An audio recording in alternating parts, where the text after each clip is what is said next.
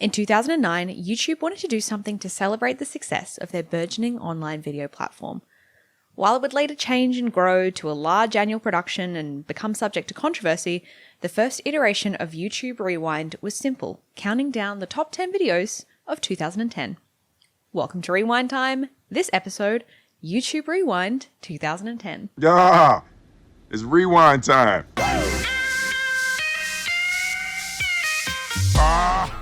Welcome to Rewind Time, a YouTube history podcast where each week we examine a noteworthy YouTuber, the channel and the videos that made them part of YouTube history.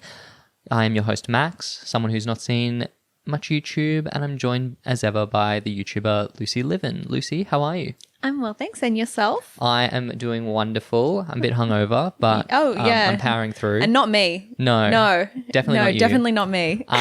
But as per the intro, obviously normally we're focusing on a particular YouTuber, but a little break in format this week because as per the name of the podcast, we are going to be covering our first actual Rewind Time. We should clarify again, as we always say, we are not an official YouTube podcast. This is unofficial, but we are covering the official YouTube Rewind. Hey, if Alphabet want to acquire a podcast and make it the official YouTube podcast, I'm ready to sell out.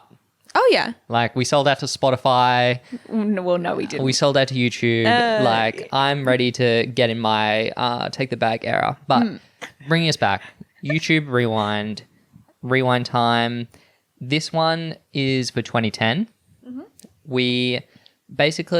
I obviously hadn't seen it. I was about to say. You were aware of the videos that made up this rewind, hence you were familiar with which creators we had to watch sort of to give me the background to understand what was going on. And it was really helpful in recent weeks doing people like Schmoyoho, who are like content aggregators, because we could watch their videos and obviously the original videos that would make up sort of the YouTube Rewind. Yeah.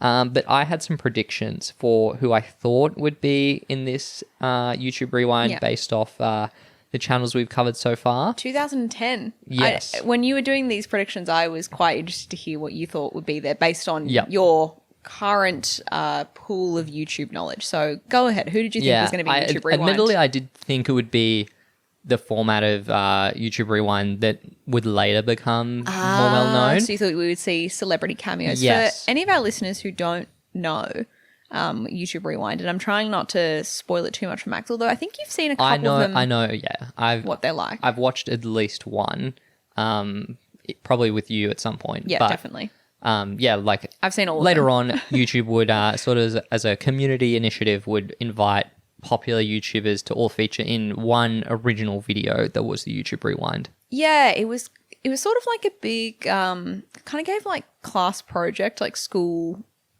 end of year assembly video type thing. Like you have all these different creators and they're like all getting together. It's like a multiverse, like YouTube multiverse crossover. It's like very cool. As someone who obviously watched a lot of YouTube, hence the podcast, seeing like all these creators that I knew kind of come together, like someone from the UK is hanging out with someone from the US, like who maybe weren't necessarily frequent collaborators. And then they're all usually doing some type of like skit or meme or dance that was like popular that year. So it's a very like fun thing, as referenced in the intro. And if anyone's familiar with Rewind, YouTube Rewind, it did later kind of become a bit more controversial and widely discussed, but that's the typical format of Rewind, is that kind of big creative video. But the early ones, 2010 and 2011, are different. 2012 on, it's all kind of the same format. They're all really different, but same format. But yeah, so you did clue me into the fact that it would be like a top 10 video style rewind. It's like Watch Mojo. Yeah, exactly. Like not something that I expected. It's kind of like it's a very low effort beginning to a series that would later be like way higher production. Yes. But I was like, okay, based on who we covered, I was like, I think there'll be a Ryan Higa video. Incorrect. I was like, there'll be a Smosh video. Incorrect. The Lonely Island. And I was like, oh, this could have been like a year they took off. So I wasn't too sure, but I was like, they did have a lot of big viral hits. So I was like, yes, I'll put them in. Incorrect. But then I did get the last two because I said The Key of Awesome and Schmoyoho. Yes. So 2 of 5 and 2 of the 10 rewind videos. I think I did all right. Yeah, I think you did. I think you did good. I think you will actually have more success as we go forward because in some of the rewind things that come later down the track, they're including like 50, 60, 70, 80, like 100 YouTubers. So your chances of getting the ones that you guess is like way, way higher. Yeah. There was also, and you'll appreciate this as we move into the video, but there was a lot more viral email chain style one-offs that there's just no way I could have predicted because I had never seen these videos and I was like, why on earth would I have watched this? Yeah. But let's get into it because counting down from 10 to 1, number 10, Gymkhana 3, part 2. Are you familiar with Gymkhana? No, I had to Google what was going on So here. this video opens and there is like a big splash. They're like DC Shoes presents. If you're not familiar with DC Shoes, it's like I want to say a skating brand. It's like a hypey. Yeah. In Australia, it's like exclusively worn by like bogans and it's like they're wearing God. like backwards flat caps and it's like very much like a Aussie battler brand. Like I wouldn't be seen dead wearing DC. I mean, it's not your style either way, but yeah, it's not. Well, the car is also covered in Monster Energy branding, I do and there's a lot of think- synergy between consumers of Monster and DC. Yeah. Wow, Yeah.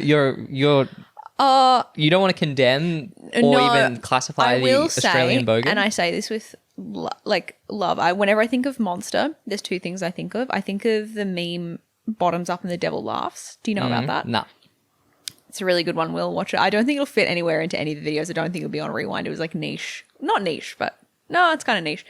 If anyone isn't familiar, Bottoms Up and the Devil Laughs is a viral video, semi-viral video, where there's this woman at like, I want to say it's like a Christian convention, and she's got like a poster board, and she's got like a table, and she's trying to campaign that like Monster Energy drink is like run by the devil.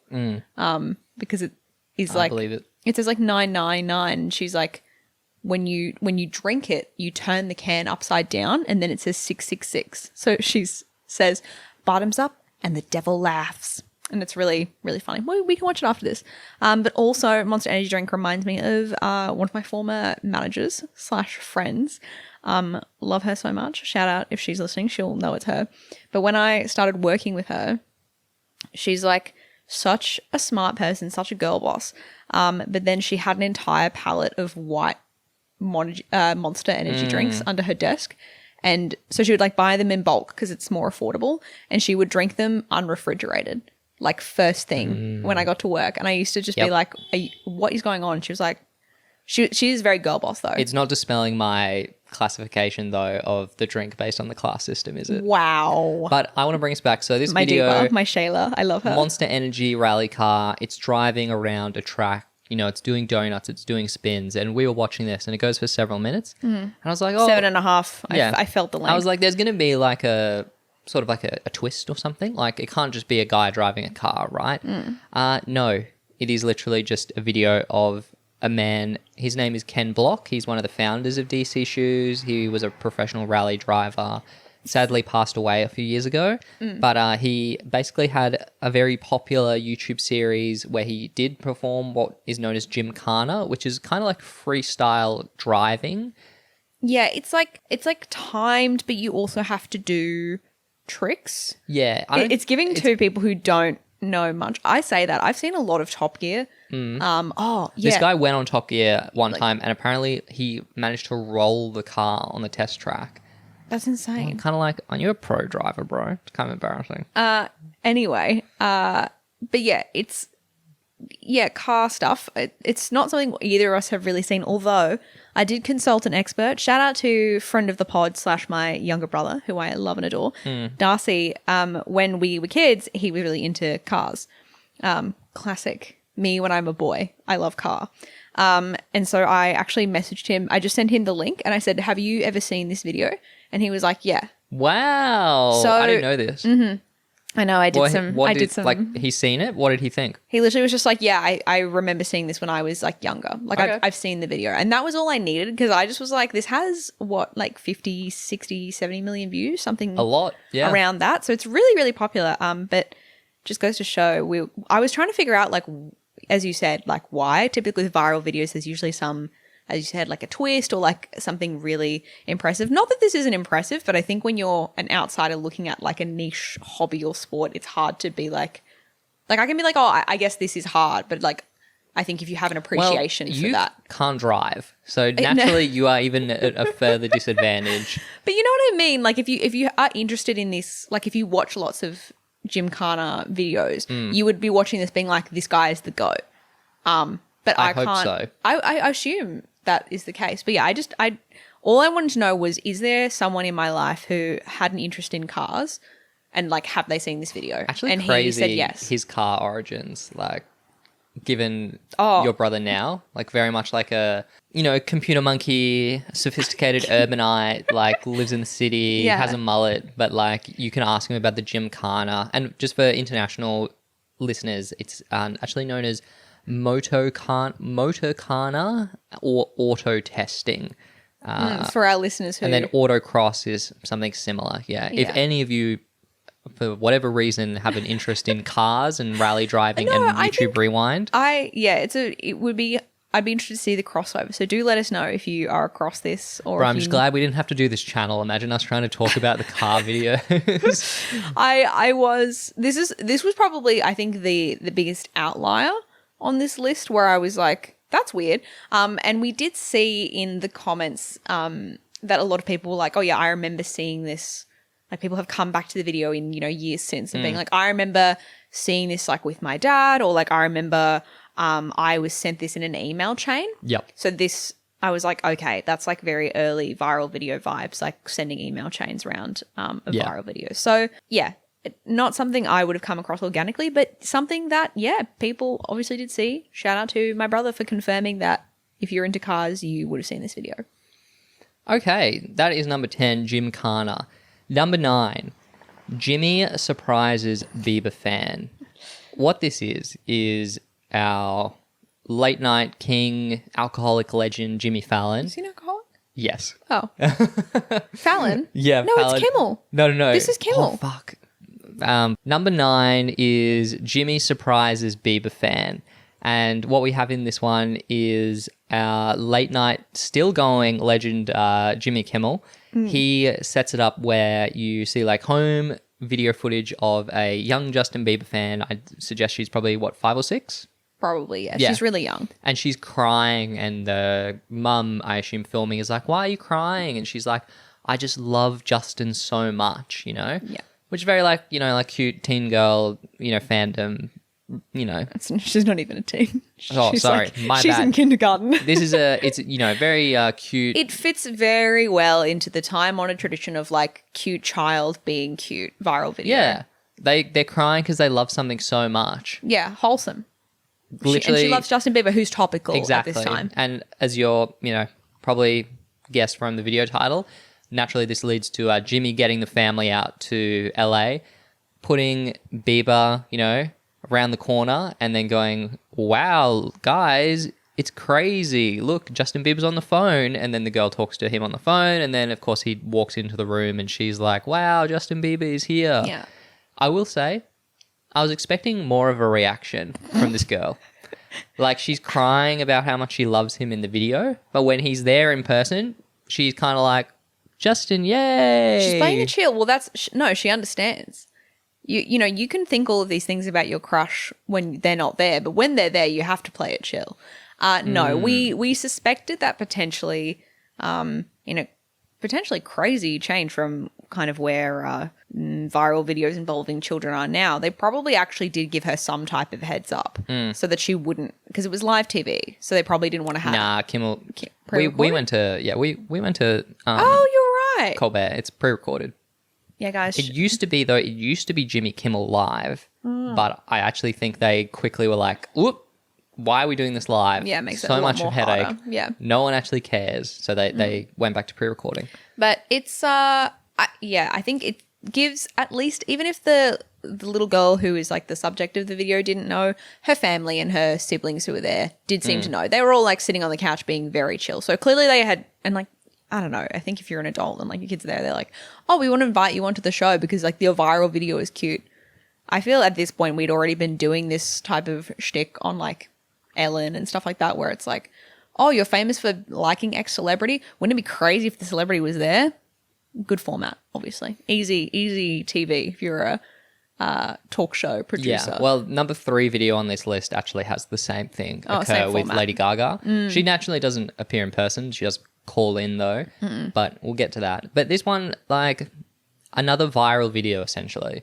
Like Jimmy Kimmel, naturally like a big part of late night now is we repurpose our chat show into YouTube clips and like social shorts. And obviously like Jimmy Fallon is the most successful person to have done that. James Corden as well did it pretty well. But Kimmel, like this stuff is cut up, but it's interesting because this video surpassed the view count of the original. And it's always interesting when you have like the remix or the spin, much like our Schmoyoho and Key of Awesome videos on this list, where they essentially do like an iteration on an existing viral moment and they like eclipse the virality of the original. At least on YouTube though, because you have to take into account like a song can be popular like on the radio charting number 1. Yep. But you know, you only can watch this video in one place, which is YouTube. So think about that. But yeah, did you like this video? It's unique, like it's unique to internet culture because like if you think of, you know, like a thing that a lot of pop stars do presently is they will sample a hit from like 20 years ago and basically just rip the chorus and very like in a very lazy way capitalize on the prior song's success and nostalgia. But the original artist is making a lot of money from that. Can I say something funny about that? A lot of the performers at Lollapalooza would have special guest performers to come out and like do a song or two. Like Olivia Rodrigo brought out our YouTube Kings Weezer. Good way to tie it back in. But Sabrina Carpenter brought out Earth, Wind and Fire to do September. Do you remember? Yeah, banger, right? But so she started playing it, like the intro to Earth, Wind and Fire, you know, and then they go, ladies and gentlemen, my special guests, Earth, Wind and Fire. But when she started playing it, someone on TikTok I saw, I don't remember who it was, it just made me really laugh. Someone said they were so chronically online that when they heard the intro that Sabrina Carpenter played, she thought she was going to bring out the animatronics from Five Nights at Freddy's because they perform September. Like they... I mean, the second movie is coming out soon. They could have done a crossover Can't there. wait to meet you. Banger. It's actually crazy that we had Glastonbury Olivia Rodrigo like so recently, and she's also like Lollapalooza headlining. Yeah, like that girl loves a festival set. She's really famous. Yeah. Yeah, but anyway, I just wanted to say that, and I don't know how it tied back into remix culture. Yep. We're back on there. Did you like the Jimmy Kimmel video to round off that? I thought, look, I'm a Justin Bieber head. It was really funny. He did this he like chucked up a peace sign, and you kept like doing it. He did the.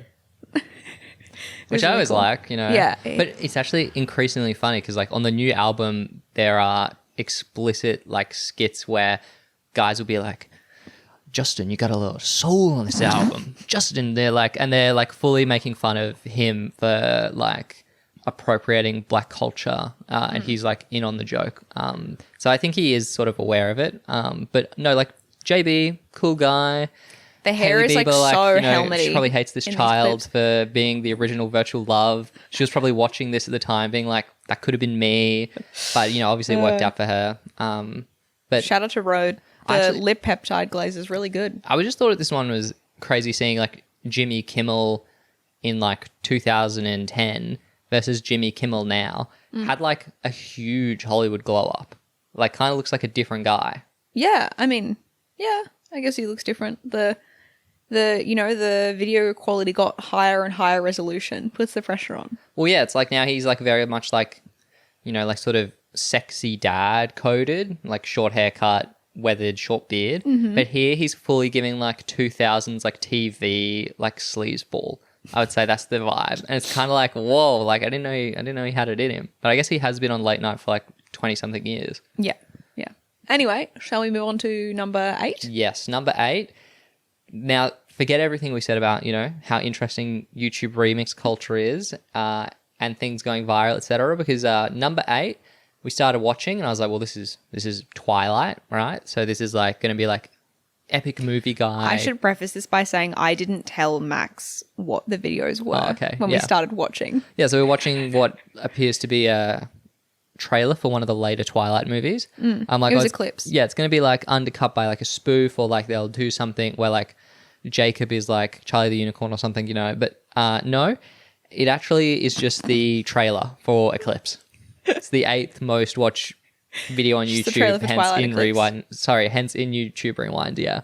It's really funny. It came up and you immediately were like, oh, Twilight. And you were like, yeah. You were expecting it to be like the Ryan Higa, like parody, but no, just the normal trailer. But I think that says something to like that YouTube was starting to become this like hub for youth culture. Wow, I sound so boomerish saying that. A hub for youth culture. But you know what I mean? Like you were like, oh, the new Twilight trailer's come out.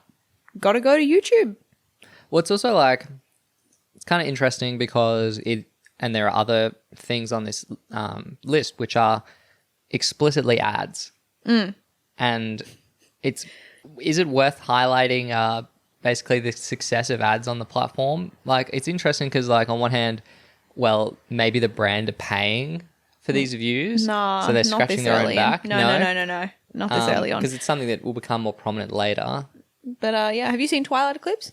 No, I hear it's the best one. Maybe we should watch it this weekend. I haven't seen New Moon. I haven't seen any of them except for the OG. I have read the books though. Yeah, I've read all the books. I sort of basically saw the original movie and I was like, okay, well, I sort of can imagine how the rest of this series goes. Well, they got different directors, I'm pretty sure. Yeah, David Slade directs the third one. It's like actually like quite a respected genre director. I think that's why people were like, this is the best one. There's stuff about it though. I feel like real Twilight fans are really sad that the director of the first one didn't direct the rest. The girly pop, yeah. There was Catherine. There was production drama. Slater. I think. Am I making that up? I think you are, yeah. Awesome. I love to me when I lie. Me when I make stuff up. I think all the rest of the films, bar the last 2, are directed by different You people. Team Edward, Team Jacob? I'm Team Edward, yeah. Yeah, same. Jacob, low-key, is a beeper-phile, so he does imprint on a child. He do be like... And he's like, it's my nature, which is what they say as well, so like... No, I'm not Team There's Jacob. like... No, I feel like when I was reading the books as a teen, there was like a moment in New Moon where I'm like, well, Edward's not there and Jacob is like actually there as a supportive boyfriend, but then he becomes kind of like a nice guy where he's like, why aren't you hanging out with me? I was there for you. And it's like, she doesn't owe you. She doesn't owe you being your girlfriend. You Correct. freak. But All right. I do, yeah. Shout out to Shout the out to success of Stephanie Meyer. the Twilight Saga, a franchise that is actually kind of in the dirt right now. Like, no movies coming out, no new books, like it's over. But the fandom is so strong. I know, but like there's no effort to sort of monetize that. Everything else gets rebooted. It's actually crazy. recreated. Yeah, they haven't done like a Netflix series. Yeah, it's not like Vampire Diaries. No. They've got like 3 different spin-offs, but They're sitting on that. yeah, the Mormon vampire. That was number industrial 8. complex. The Twilight Saga Eclipse. Number 7. This Too Shall Pass, which is a music video for a band called OK Go. I had not seen this. Mm-hmm. What it is the band, who are very much like a sort of like a pop rock 2000s like indie boy, like not a proto Weezer, but like a Weezer. They're in the footsteps of Weezer. The Weezerverse. Yeah, they are doing a music video. It's shot in one take, and it's like a very elaborate, like Rube Goldberg machine style. Did you say Rude Goldberg? Yeah. Is that it? Is it not? What do you think it is? Do you want to Google it? Yeah, I can Google it. We're leaving this in. We're not leaving it in. Yeah, we are. No, we're not. It's Rube, who has the name Rube. That's why I said the other day. Okay. Yeah. So these guys very much come in the footsteps of Weezer. The Weezerverse. And the video itself is a Rube Goldberg machine, which the boys themselves, there's 4 of them, they play like an active role in it. So they're like getting hit by paint. They're pushing things to start the next phase. All the while, obviously, the song is playing. And you are apparently familiar with OK Go's music. I am. Yeah. You're a fan? I like it. Okay. But, yeah. I mean- I'd never heard of the band, so Yeah. I feel okay. I'm not like a music head in terms of like I'm not really like listening to deep cuts. Like my Spotify, you know what? I'm like happy to stand up and just be like your Spotify. That's not true. Your YouTube. my music. YouTube music. Yeah, shout out YouTube to music. We're loyal. YouTube music. Yeah, I do have YouTube music. I don't have Spotify. So my Spotify Wrapped. I think I open Spotify like a couple of times a year just to like add something to a party playlist or something like that. So my Spotify Wrapped is always like so deranged because it's like you listen to one song. So I'm like, yeah. But my YouTube music or whatever, especially in the time that this was, I am one of those people who's like, I kind of just listen to a bit of everything. Yeah. Most days I'm listening to either K-pop or musical theatre. Okay, so that is not a bit of everything. But when I was in high school, I was listening to like Two Door Cinema Club, Arctic Monkeys, like, and OK Go would be, I would say, adjacent to this. Very like Metro Station. No, not really. Yeah. Look, in that like sphere, someone's going to be listening to this being like, this girl is a moron, and you would be right. But yeah, I'm familiar with OK Go because of their really iconic music videos. They're like famous for them. And it's interesting that this one was featured because I would actually argue the one they released the year prior in 2009 is actually, I would argue, more iconic in terms of YouTube history. But given this is YouTube Rewind 2010, fair enough. But the one from 2009 is Here It Goes. Again, or Here It Goes. And it's, if anyone knows, it's the famous video of them on treadmills. And they're doing like a choreographed dance and there's like 6 treadmills that they're kind of like going across. It's really famous. Also, yeah, shown one take. Yeah, also shot in one take, which you also haven't seen. No. Which I was just like, I'm you haven't I think seen I'm on the any of record them. for this where You don't watch have music no videos. interest in music videos. Which I think is crazy. I love music videos, but I think that's like a bit of a theater kid like vibe. Because, okay, I love K-pop, and K-pop is so like, the music video culture is so part of it. But even like, I don't know, as a kid I watched like anime music videos, AMVs, where people are like, you know, putting together like, it'll be like people from Naruto set to like Bring Me to Life by Evanescence or something. And they're telling a story. You've gotten into edits recently. I feel like we talked about this last week. Yeah, that's very different too. But that's what AMVs are like. But anyway, but I guess like music videos generally, like watching videos set to music is like a big part of internet culture. Yeah. Well, I think a big thing for me is that music is something you can experience while doing something else, right? Yeah. Whereas the music video is like any video, it demands your whole attention. Yeah. And so I'm not really sure it's to me like an feel- additive experience. But I think for me, when we've gotten into some arguments over this, or spirited debates, if you want to call it that, but like that's why for me, I find certain performers really impressive because like you can watch their live performances or music videos and they're sort of a sum of that creative mix. Yep. Some of those different creative parts.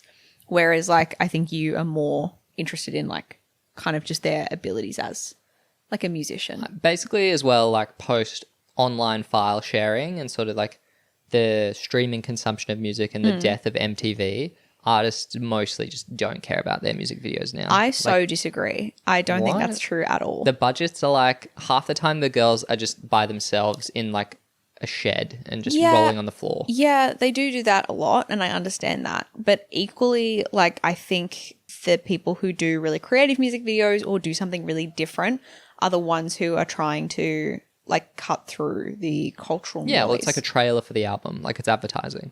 Yeah. Yeah. And So, I obviously work in advertising or like was interested in advertising. So that probably makes sense for why I enjoy that. But yeah, K-pop especially. Like K-pop music videos were and are, but I would say were more so in like that kind of early period, such a big deal. It's like musical theater. It's like the whole package. It's the character, it's the lights, it's the color, it's the story, everything to do with music to make it a multi-sensory experience.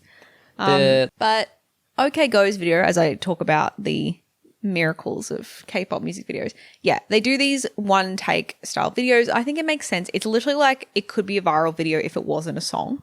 And so it's like kind of the perfect mix. Yeah. It's like they made it in a lab to be successful. Well, the band credit, they had a lineup change and a new guy came in and was basically like, we need to take these videos, we need to take them seriously. There's an opportunity for us to leverage this new video platform, YouTube, and get a lot of promotion. And he kind of had 2 bangers, which is more than many artists. There's more than 2. They had like 5 bangers. 5 bangers of like YouTube videos. So they had the treadmill one, and then they had this one, the Rube Goldberg machine, and then they had they had I Won't Let You Down, which I actually like that song. I remember it coming out at the time and I thought it was cute. And that's one where they're on like little mini Segway bikes and they film it in Japan, partnered with Honda. And then they had another one which they filmed in zero gravity, like on a plane. They do lots of, I will say, watching them all at once, you're kind of like, okay, this is like their whole shtick is doing these, like, what's a viral thing to do. Mr. Beast would love these guys. Well, they didn't actually release an album in the 5 years while they were doing this. Oh. And I'm kind of like, if you're a band and you don't release albums, but you do YouTube videos for singles, you are actually more akin to a YouTuber who is a musician than you are a musician, But they were touring as well and doing other stuff. So I don't know. I think there's lots of, you're just salty. I'm not salty. I'm more just like, it's not for me. Yeah, it's not for you. I liked it at the time. I remember seeing I Won't Let You Down come out in like 2015, and I remember really liking it at the time. So, yeah. All right, that is number 7. Number 6 is a video we actually discussed very recently, Giant Double Rainbow. Mm-hmm. Last night, we were at a sort of a millennial Gen Z cusp party, and people were asking about, what the podcast is, and you were literally like, oh yeah, we just covered things that Max hadn't seen, like Double Rainbow. And everyone's like, oh yeah, Double Rainbow. Well, we were talking... And I was like, we I'm like so disconnected from the YouTube It was nostalgia. interesting because they were talking about... one of them was like an Assassin's Creed fan, one of the people living in the house. So he had some Assassin's Creed stuff. And so then we got onto the topic of, and someone brought up that this is how we got onto it. They were talking about the Tobuscus Assassin's Creed trailer, which off camera, in prep for the pod, I have mentioned to you offhandedly being like, oh, like, do we want to cover Tobuscus? Obviously, if anyone knows, it's a bit of a, he has been cancelled. And didn't stop us covering Shane Dawson. Tobuscus is one of the cancellations where it's like, I think it's been actually like kind of successful, like a rare instance of someone sort of kind of left the internet a bit, I think. I don't know. Is he back? Spooky. But there was a really iconic Assassin's Creed video that we were all talking about, and we were all like referencing the lines, and you were just standing there like, I don't know what you guys are talking about. And that's how we got onto the topic of the podcast, because I was like, oh, this is like the whole shtick of the podcast. We were talking about other things. And they were like, oh, have you seen this? We were doing a bit of a like, what about this? What about this? And you were like, no. Like I was like, hasn't seen Smosh before now. Hasn't seen Ryan Higa before now. And then, the guy did say Double Rainbow. And you were like, I have seen it, but only last week. So, Honestly, there are things where like you're late to the party and you're like, oh, wow, I don't know why I like didn't participate in this earlier. Like people like, a TV show will be on the last season. They'll be like, have you seen Severance? And you're like, yes, brother. Like, I've been watching for 5 years. YouTube is not like that. No, you can still get the enjoyment out of it. No, I mean, like, watching this now, I'm like, oh, I don't feel like I missed out on anything important.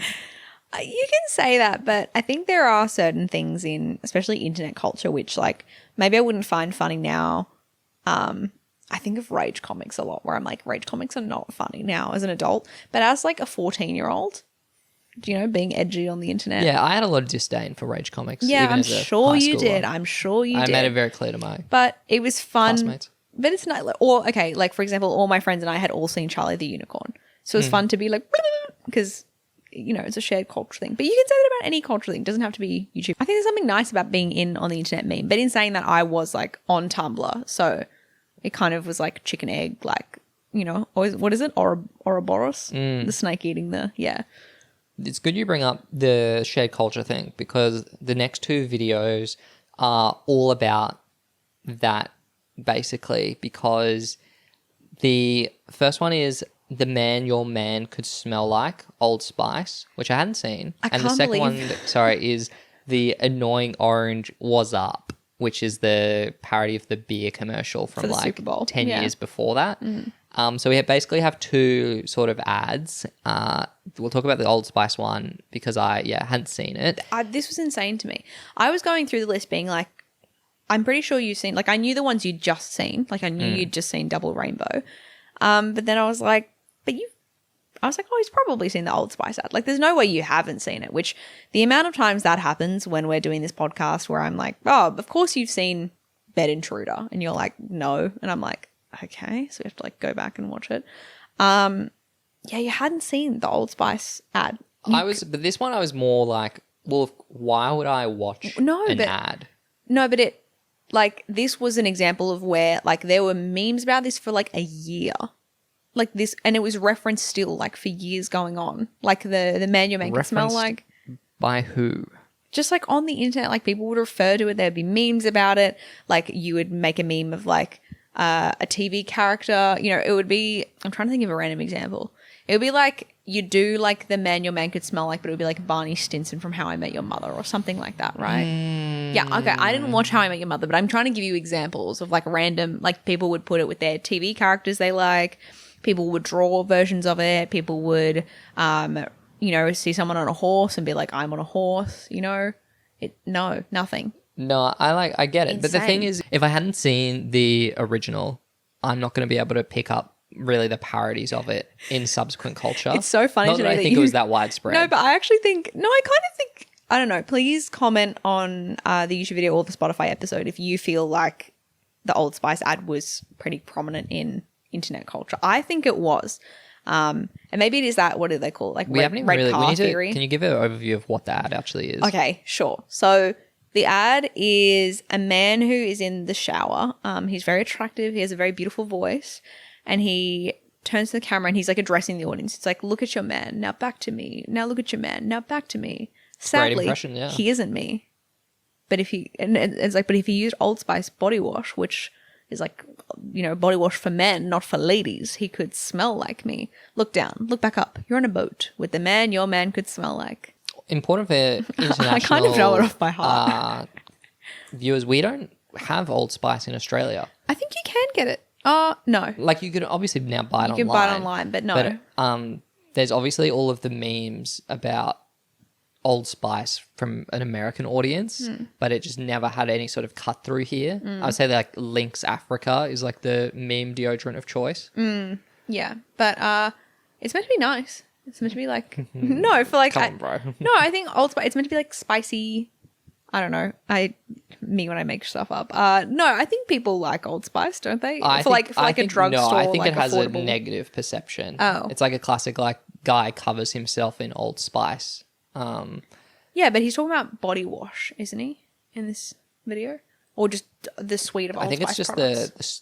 the whole range. Anyway, but yeah, it's a very elaborate ad in like, again, as an advertising girl, I studied advertising. This is like an example of like an iconic ad that was this a Super Bowl ad? No, I don't think so. Okay. They well, did Super it's Bowl fine. follow-ups though. Yeah, surely. But they are like, it's very like playful. It's very silly. It's just, I think of the time, it was very out of the norm for typical advertising. You would describe this as like a big creative swing, where like this could potentially have flopped, but obviously it did not. Yeah, it's like very memey, very funny, playful visuals. I don't know. It's a good ad. It's a really good ad. It's very memorable. The Annoying Orange, which is number 4, the Wazzup, it is also a play on an ad that we spoke about at length in the Annoying Orange episode of Rewind Time, which you guys should listen to if you haven't already. But I did just want to pull these two together and just be like, people do not watch or discuss ads like this anymore. No, you're right. Which I broadly think is a good thing, because I obviously have a disdain for advertising, despite working somewhat in that field. And any But- potential sponsors who'd like to sponsor them. So sorry, this is quite different. Like the host delivered ad read, right, with the personal endorsement, Which you're very familiar with. You're a big podcast listener. That is sort of the direction that obviously, and you know, you're an influencer, you do sponsored posts and things. Yes, I do. That is the direction that the ad spend is going, where it's like personalized to various niches. And we're not seeing these like national brand campaigns where you spend a heap of money to get. And obviously there's still celebrities ads, like Sydney Sweeney's in the news. Yeah. Genes are passed down from parents to offspring. Genes are passed down from parents to offspring. Like eye color, like hair color. I'm obsessed with the fact in that ad, like, never mind all of the choices that they chose to make. I'm just obsessed with the copy that they chose to do, which was like hair color, personality, even eye color. And it's like, what do you mean even eye color? You just said hair color. Yeah, look, when I just learned about Punnett squares. We record these on a week delay, ATM, so we are obviously missing the boat on topical Sweeney discourse. Maybe she's apologized by the time we release this. Probably not. Back to my point, it's interesting because now with sort of the decline in broadcast TV, which is sort of like the water cooler conversation piece where we all watch the same 4 shows, there's not really a way that you can cut through with an ad that captures all of the audience that you need to sort of have an ad that's so broad that we can all talk about it, unless it's controversial. Like you know what? Sydney.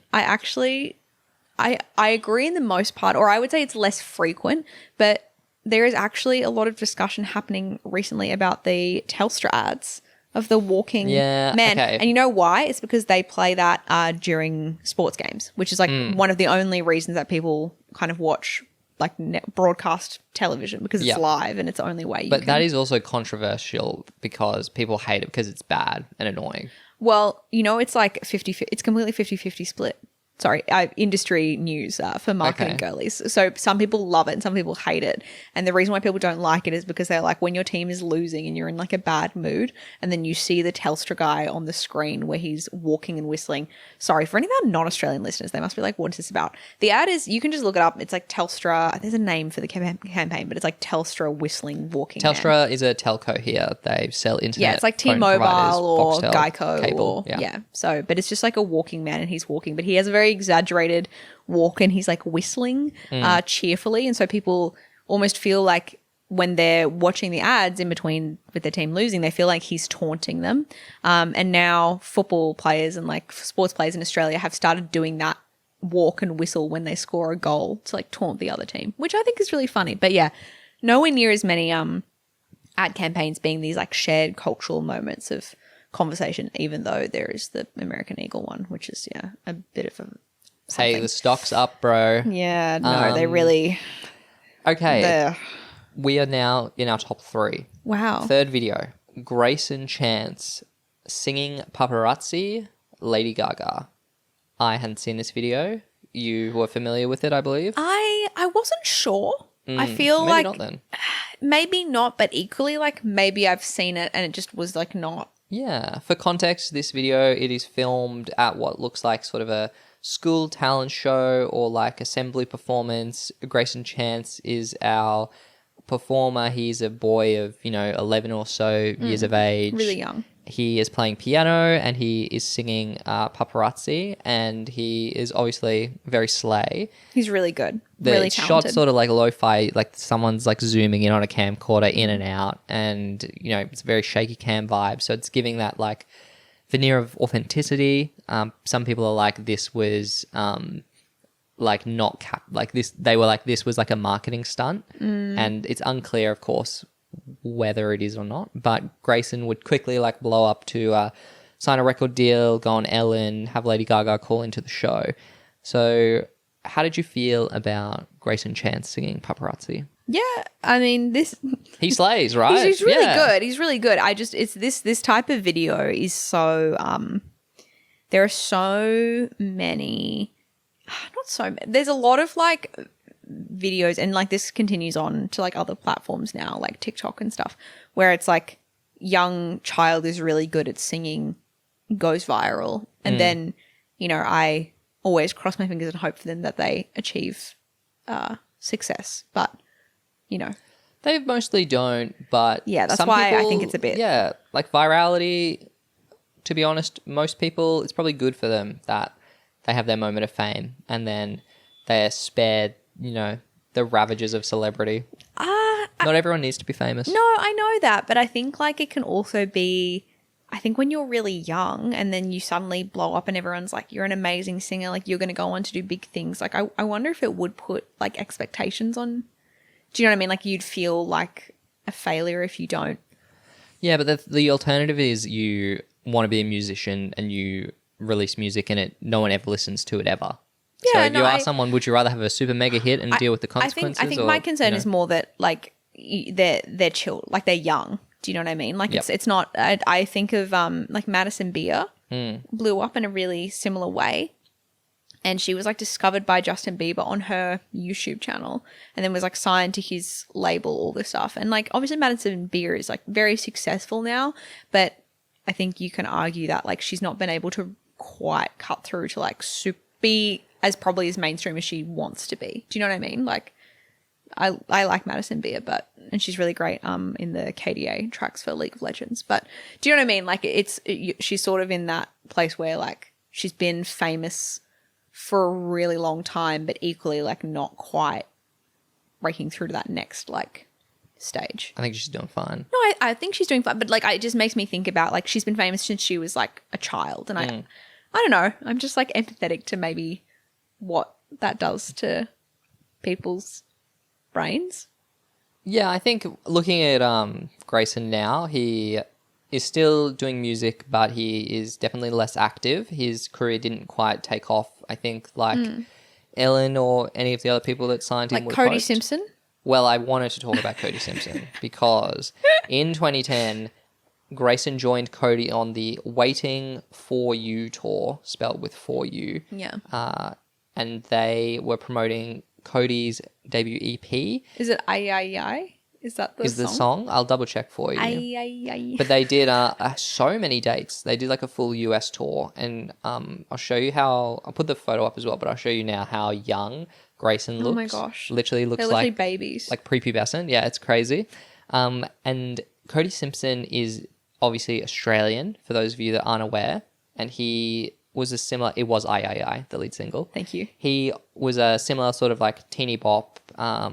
Yeah, he was going to be like the Australian Justin Bieber. Yeah, the Australian Justin Bieber prime. Yeah. But he never really cut through to like a mainstream American audience. Well, he had like success with this, obviously. They had all these tours. It's the kind of thing, but I'm like, this happens a lot though, where you kind of like have that moment and you capitalize on it, but you don't. Teen stars, yeah, very rarely. It's the same as child actors. Like for the most part, they don't become successful later in their careers. It's only people like Justin Timberlake that we are like, wow, he really had it as a kid, as a 50-year-old man. He's still doing those NSYNC moves. Doing the world tour. But Cody Simpson, and forgive me for this indulgence. No, this is what happens every episode, and we don't always talk about them, but Max is, you know, as we're watching videos, he'll like Google something to check it or whatever. You went down a Cody Simpson rabbit hole for like an hour. So besides the fact that he went from being like a teen pop star to then performing on Broadway as a lead. Then Anastasia. Oh. Yeah. Was he? Yeah. Did he play Dimitri? Yes. I didn't know that. But he also then has like in subsequent years come back and done things like be on the Masked Singer Australia. Yeah. Which is very like hooey behavior.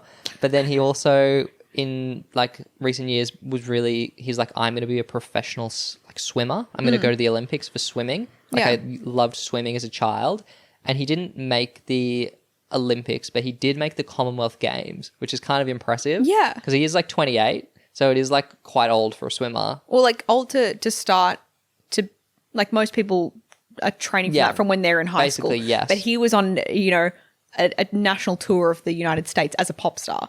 Crazy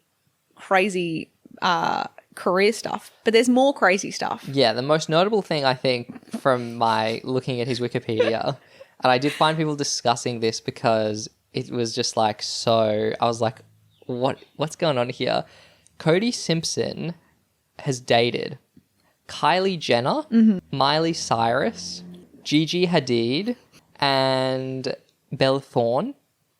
Yeah. And he's currently dating, what's her name? She's an Australian Olympian. She's like our most decorated girly pop. Let me pull her up. Slay Diva. I want to say her first name is Emma.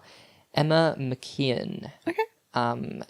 So he has like this incredibly stacked dating history for a guy that never really sort of made it. Well, he did. Well, he did. sorry. He made it. Sorry. We see him as Please a bit of a flop, No, right? well- but in hindsight, he's actually like a multi-hyphenate.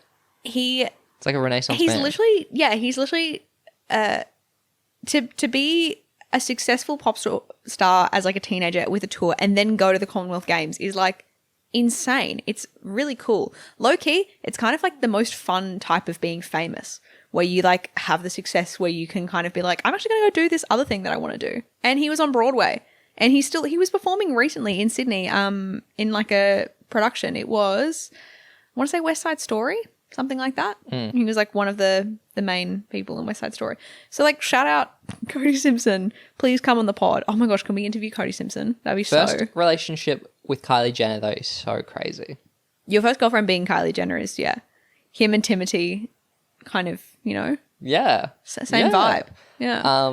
It's crazy. Yeah. Look, shout out Cody Simpson. I actually, do you remember him being like My famous sister when he liked was, Cody Simpson. Yeah. of course, Like clocks. Yeah. that does clock. I was like aware of it, but I was like, oh, like respect. But I think I was maybe not, yeah. You too old, or just not into? I wasn't into. Pop I boys. was like not a Justin Bieber fan. I Yep. was like an auntie as a middle schooler, which I think was, you know, not that cool. But I thought it was like funny at the time to be like, I don't like Justin Bieber. Well, that was the dominant like sort of online comedy around him was Yeah. hating on him, which we've actually talked about Yeah. and is relevant to our next video, which is Wow. the Segue, incredible. TikTok Kesha parody Glitter Puke by the Key of Awesome. Which we've seen. We have, and we didn't like. You were shocked when this came up in the top 10. Because it's quite bad. To talk about this on the Key of Awesome episode, but their whole thing is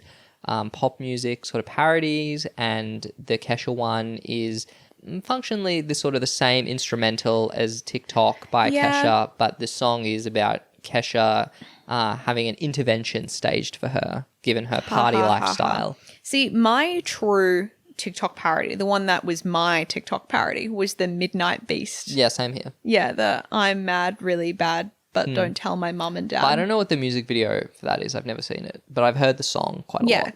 I think I had it on my iPod.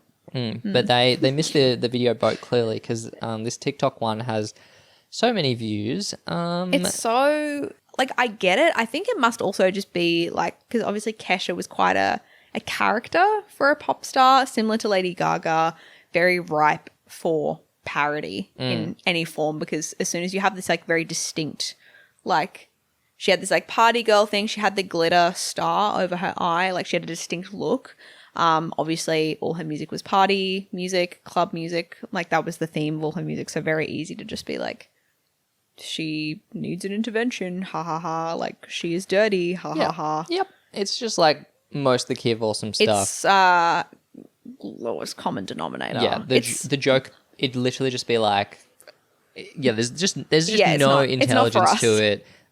It's they're like grasping at sort of It's very basic. It's just like, connection. what if the video was about her? yeah. Anyway, we don't want to. When the Key of Awesome guy, can't remember his name, but when he my showed gosh, up we in the never character, remember his name. I was literally like, this guy annoys me. But anyway, and the song isn't even good, bro. Because the next one in this list is an example of like a parody remix song. The most viewed YouTube video of 2010 was Bet Intruder song by Schmoyoho, also known as the Gregory Brothers, who we've covered recently. Schmoyoho. Heavy on the yo. Accent on the yo. Schmoyoho, a pirate's life for me. Wow, you should be a parody Yeah. songwriter. You're so clever. Okay, Bet Intruder, yeah, we've spoken about this on their episode, on the Key of Awesome episode, but in case you've missed those, it's the video of Antoine Dodson, thank There you you, being interviewed after it's alleged that someone broke into his, family home and tried to, I believe, assault his sister, right? Yeah. So it's his interview to the news, and he obviously is a very charismatic and sort of inherently musical guy. Yeah. And the Gregory Brothers took that clip that was going viral and released the song remix, and obviously it blew up. we both like this video. Yeah, we've been ever since we did the episode on Schmoyoho, which was that our last episode? Yeah. We have been around the house being like, hide your kids, hide your wife, hide your kids, hide your wife. Yeah, Bang on. like it's so catchy. We gonna find And you. naturally on that episode we did talk in depth about some of the complexities with the Yes. Gregory brothers and their use of, mostly black people in terms of remixing it. I'm pretty sure there is a channel, and I think it's like the Angry Black Video Game Nerd, something like that. But there was this, kind of like a period, I would say, where, being like, funny black man, like kind of shit on the internet, like, or across the internet, which, varying levels of potentially questionable. It's a thing where obviously there is a big, like you said, desire, like an international demand for like comedy, and especially you even see things like Eddie Murphy's character in Shrek, Donkey, because you're not a Shrek head, but it's like very much like we inject Eddie Murphy's like very much like Black American style humor into this animated kids movie because it's something for the parents, but also like globally, like everyone thinks it's pretty funny, but of course like then it brings elements where people like wanna stereotyping monetize that. and there's it's a big topic. And I think the Gregory brothers, of people we've covered, were actually probably one of the creators who are most aware of that, like how Dynamic. that could exactly be exploitative. And so they naturally did things like they shared the proceeds of their songs with the people that were featured in some cases. It does lead to very funny stuff, and I'll put the clip up, but I'll show you here. You can buy Bed Intruder on vinyl, and it's included in like a YouTube song hits where you get side A, Bed Intruder. Number 2 is the backing up song, and then this B side is Double Rainbow and Oh My Damn, which we both spoke about on the And Can't Hug Schmoyoho. Every Cat. Yeah, we didn't watch that one, but No, well, yeah, but also a Schmoyoho hit. But I'll show you the packaging for this album, because it's like, imagine having this in your like record collection. It's like the White Album, and then like Lana Del Rey's Ultraviolence, and then it's like the Hide Your Kids, Hide Your Wife. and the actual vinyl itself is they've done a double rainbow design, so it's all rainbow. It's actually sold out. So oh, damn, yeah, like clearly enough people bought the pressing that they were like making the foiled money. again. But Bed Intruder number 1. Do you feel like it, of the top 10, like looking at all of them, do you think Bed Intruder makes sense for number 1? Yeah, it's the best video. Okay, Like, there you go. as we said, Any other it's surprises truly or- like something you can watch and immediately be like, I understand why this was a viral hit. Yeah, no, totally. It's sometimes we are watching these videos like the Kesha one, and we're like, I get why this got views, like I get why this is popular, but you're like, does it deserve to be? Like, is it worthy of it? Whereas like Bed Intruder, you're like, no, this is worthy of being a viral hit, like instantly on watch. You're kind of across it. Were there any others that you enjoyed in this top 10, or you were surprised by? Any other thoughts on the top 10? I think it was really, I think Bed Intruder is a good number 1 in that it really showcases what I think is like interesting about YouTube, and like sort of one of the core reasons that we sort of did the podcast to begin with, because it's represents like something that is like unique to the platform, like that remixing of things. But most of these videos are still like offshoots of sort of legacy media. Like we literally have a movie trailer And in an the top ad. 10. Yeah, multiple ads. So I think that the future YouTube rewinds, especially once we move beyond the top 10 video format, we will get a lot more of like a YouTube culture being at the forefront. And that's going to be like a super interesting. I don't know. Did you seen these like top 10 countdown versions? Yeah, I've seen probably only more recently though. Like I probably started watching YouTube Rewind around when they started putting creators in, and it was like more of a thing, because the thing is they'd put the creators in, and then the creators would make like vlogs or like talk about the fact that they were in YouTube Rewind. So it was like natural advertising for Rewind, because if you just watch one of those creators, they'd be like, oh, by the way, guys, I was in YouTube Rewind this year, go watch it. And then you're like kind of introduced to to the world of YouTube Rewind. So I don't know if I'd watched the 2010 or 2011 ones. The 2011 one, if anyone wants to go watch it before we do, is pretty funny because it's still the top 10 format, but with a bit of a twist. And we're actually pretty close to having seen almost everyone for the 2011 one. So we'll be able to cover that pretty soon. But when I was reviewing, because I get to spoil myself because it's not really a spoiler because I've seen everything. But when I was reviewing the 2012 one, I was like, oh, there's so many creators. Like we got a lot of episodes to do to be able to go into 2012 and kind of like understand what's going on.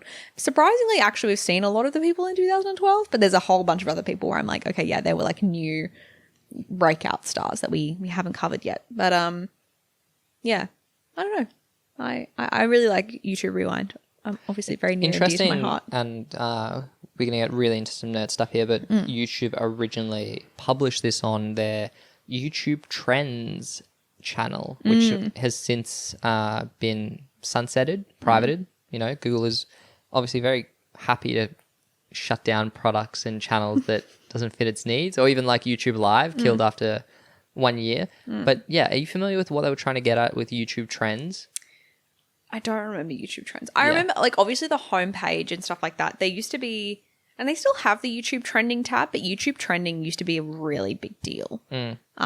Because it was like more prominently featured, and also like your homepage and like everything used to be so different. The YouTube homepage used to be about like the most popular videos across YouTube, full stop. Whereas now, as I'm sure many of you know, when you go into YouTube, it's entirely customized to your like personal algorithm.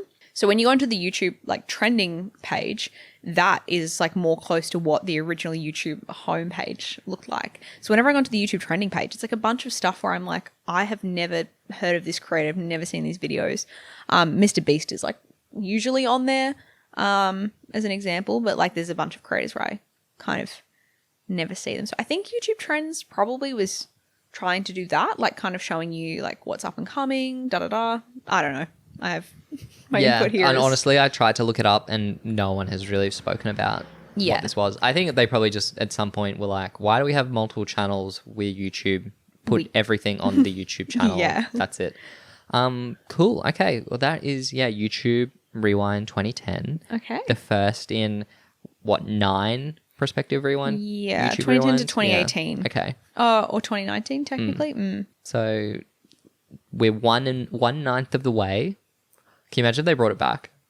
That would be my dream. Yeah. I was so excited. I feel like I feel like they might. Because, low-key, because it's the 20-year anniversary this year. So, and they've not done it really for a couple of years. I don't know because I'm not a YouTube head, but I do see sort of how active YouTube themselves were in curating the community at this point. And now it's like seemingly they do nothing low-key. No, they do. They still do stuff, but I think it was like COVID kind of made everything be on pause because YouTube's main thing was that's setting up these that's live ancient events. History. Come on, guys, give me a new rewind. No, time. but I think they sort of like took a step back and YouTube Rewind became this increasingly expensive production and Bro, the company's worth like $4 billion. But the no spoilers, but the 2018 YouTube Rewind is the most disliked video on the platform. So I think it's the kind of thing where it's like, do we want to spend a bunch of money on something that like our entire user base says they hate? As Neville Longbottom would say, it's easy to stand up to your enemies, but it takes courage to stand up to your friends. And thus they should have continued even though everyone hated them. That was an insane quote. Sorry, I'm just very 2010s. I'm very Harry Potter coded at the moment. We'll save all of that for when we get to that in the episodes where it pertains to it. So Max, I'm stealing your line. What are you subscribing to this week? This week, I am subscribing to an app. It is Eat Club. Now, what is Eat Club? Basically, this sounds sponsored. I've been a subscriber for some time, but I'm not a frequent user, but they have changed some things that I think I'll be more inclined to use it. It's similar to like sort of apps like First Table or like website booking systems where restaurants will list some of their tables at less desirable times, and you will, as a result, get a discount on your total bill, right? So, for example, last night we went to a restaurant and took a walk-in booking where it's like, if you appear in these 2 hours, you get 35% off your bill, right? You don't get guaranteed a table though, so you do have to wait if the restaurant is full or booked. But 35% off, that's a considerable saving. And they must be doing some sort of restaurant outreach, I think, in Sydney at the moment, because it seems like sort of every restaurant is joining up. We had it when we first moved here. Like we checked I've the used app it in Brisbane as well. Yeah, we used it in Brisbane too. But like when we first moved here, it was like only at a couple of restaurants, and the deals would be like, 15% off, 20% off. And it was kind of these places where they're not really busy because they're like they're bad. Yeah, that's my thing with a lot of these restaurants where they're like, the discount, you're getting like 50% off your bill. And I'm like, well, if you can't actually sell your food at the retail price, it's not actually really worth it, is it? It's like you go on Google and you see that they've got like quite a bad rating or something, and you're like, okay, like even if I'm saving like 30% off my bill, do I still want to go here? Like, I don't know if I do. But we looked at it again recently, and this restaurant that we went to last night is a restaurant we have been to and really like, but we don't go there that often because obviously dining out is expensive. But we were like, oh my gosh, 35% off for the place that we like. We would be way more inclined to eat there a little bit more frequently if it's like... Correct. Yeah. And the major change I mentioned, so you used to have to rock up and like debase yourself by saying, hey, I have like an Eat Club like reservation. Promo. And the staff could sometimes be like, what are you talking about? Yeah. Or they'd just be like, okay, pleb, come to the pause table. But now you get to add the Eat Club like prepaid card to your phone wallet.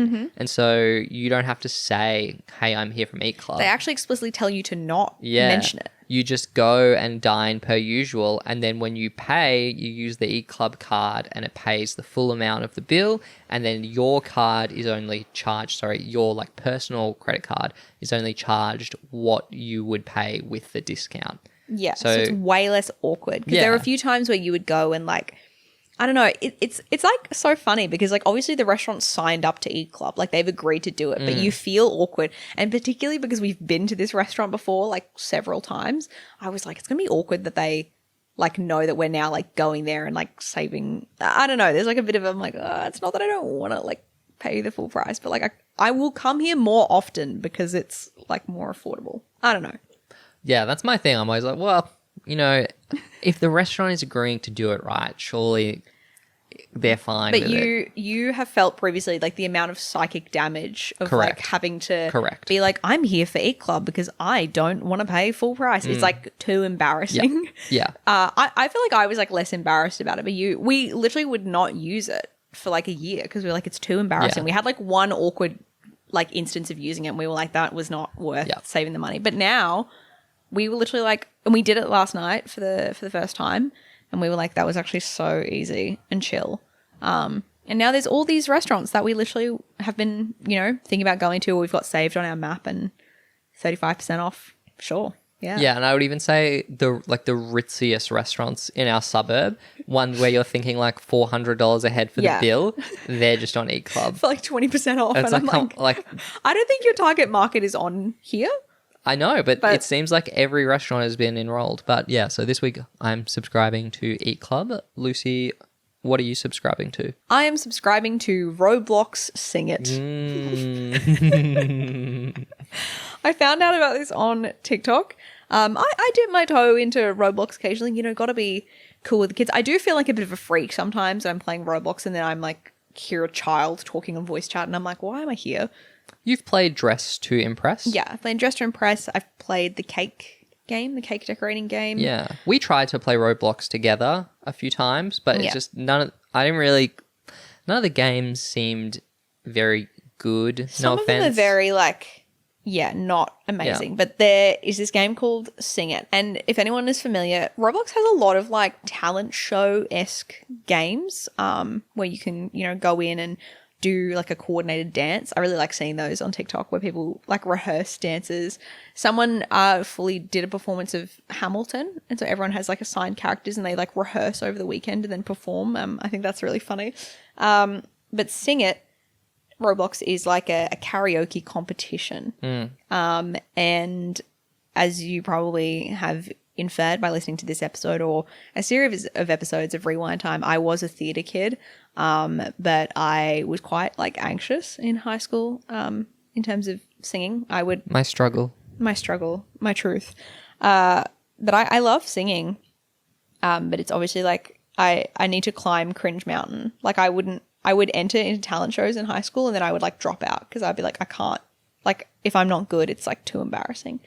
But here, one would say that's actually the correct choice. No, to make. no. But see, the thing is, like, you know, people will be like, "Oh, this person is like cringe for singing this song and like not being able to sing very well." But I'm like, no, but they're trying. Like at the time, I would be like, I'm glad that's not me. But now, as an adult, I'm like, no, I think there really is something to like earnestly trying and like giving it a go. Like there is a cowardice to what I did, which is like not trying because I'm afraid Damn, bro. And that's how you're going to overcome your trauma, by beating kids on Roblox Sing It. No, it's just that like it's really cute. It's really fun. I will say it's really annoying when the children come on and troll, and I am like the boomer who's like I'm immediately voting to kick them out. A lot of them also come on and then just say slurs, which is pretty. I'm like, wow, 2010, 2025, it's all the same. But that you basically have like these randomized songs, and then you can bid for them, and then if you get selected you go up and sing your song. There's a kind of classic mode, there's a battle mode, and then you rate everyone's stars and then you get points. Do you rank most often sort of in the top 3, or are you sort of middle of the pack? I don't know, you've seen me play it. It depends. The only time I saw you play this week, you started a match and did a rendition of a Destiny's Child song, which I thought was quite good, only to realize that you were on mute the whole time and then you left the lobby in shame. Yeah. So I don't know, I feel like you have to actually unmute your mic as the first step. Yeah. But no, it's a good time. It's like a fun way to, like practice singing in a very safe online space where I am competing against children. My favorite thing is that a lot of the time they just want to do the song so they can sing, but they don't actually know the song, and so they will sing the lyrics, but they make up the medley completely, which is quite funny to me. But also, I'm like, I could have done that song. But admittedly, there are so many songs that I'm like, how do these children know this song? Like really niche. Yes, like and deep for cuts. context, guys, because of I imagine rights issues, the original songs are not actually in the game, but people in the community will upload reference tracks of them singing the song, and that's what people then learn to sing the songs in the game. Yeah. So, but everyone sings a cappella. There's no backing track at all, which is incredibly, You could argue this is maybe even more cringe than doing the school talent show where you have like an accompaniment or a backing track. But it's helping me, reclaim my my love of singing with children, except now I'm an adult. This really sounds bad the way I'm putting it. I'm like just hanging out with kids. It's also kind of embarrassing when they're like, wow, you sound really good, and I'm like, I am a decade older That's than like you. playing any game though. That's like when you queue into Fortnite and you're like killing like an 8-year-old on his Nintendo Switch. He doesn't even have a mouse. He's playing at 4 frames a second. I have a computer that I spent like $2,000 on at 150 frames. I'm just like, why are these guys so bad? When we were playing with your like family friend who's not that much younger, but he's 10 years younger. He's 10 years younger. Probably 12 years younger than me. But he was like, oh, you guys playing Fortnite? We were like, oh yeah, we play games. He's like, oh, play Fortnite with me. We were like, oh, okay, like this is cute. And he was like instructing us, and it was so funny. Like he was like, chug, chug, chug, chug. And we were like, okay. Yeah. He was barking instructions at us like an army general. It was very cute. But anyway, so Roblox Sing It if you are a fan of doing karaoke. It's a good time. Cool. All right. That is the end of this week's episode of Rewind Time. Woo-hoo. Very casual, very tick in the box for this one. No. Not a very memorable YouTube rewind in the scheme of things, but we had to do it. Got to build the blocks of history. Of course. Yeah. So we covered this one, and you can expect 2011 at some point in the near future, given we are nearly done with those creators as we inch towards the early 2010s era of YouTube, So which is very exciting exciting. for you. That's kind Brick of your Crew, peak. let's go. And Dan it'll also Phil. be, the time where I have actually watched a handful of creators. Wow. So that'll be interesting. Yeah. You can subscribe to the podcast on YouTube or Spotify or your podcast platform of choice for the audio-only version. Anything to plug this week, Lucy? No, please rate us on Spotify. It's going to help other people find out about Rewind Time. I really love seeing all the comments and reviews from new people who are finding the podcast and saying that they are very excited to find an incredibly niche podcast about YouTube Some to listen kind to. of niche. Some kind of niche. But yeah, so that's it for this week of Rewind Time, and we'll see you next week. Bye. Ah, oh, that's hot. That's hot.